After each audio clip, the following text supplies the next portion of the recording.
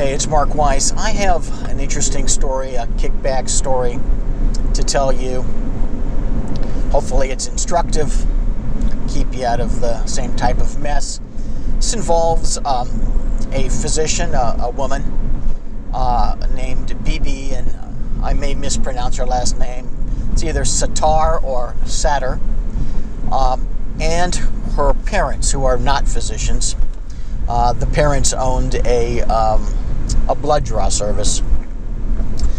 The Dr. Sattar,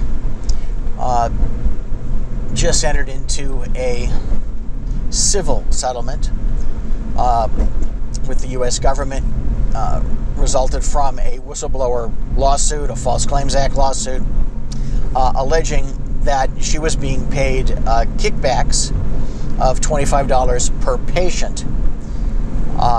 And the kickbacks were disguised as, and let me just check this quickly, I think they called it a handling fee or a handling and processing fee. It doesn't make much difference, but it was a disguised kickback, not too well disguised. And the payments were coming from a lab. What's interesting is that the doctor's medical practice wasn't doing the blood draws. Instead, those were being performed by a company, an intermediary entity owned by the doctor's parents. So somehow the parents facilitated the relationship between the lab and the doctor-daughter. So doctor-daughter settles civilly. However, the parents have been indicted criminally. Have not been tried yet, but it appears that for some reason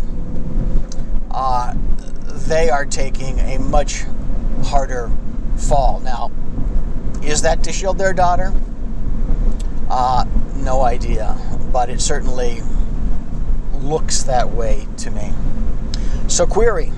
Number one, if you're being offered a handling fee for basically no handling, we got a problem. Number two, ask yourself, if somebody proposed this sort of a deal to you, whether your parents would be willing to take the fall.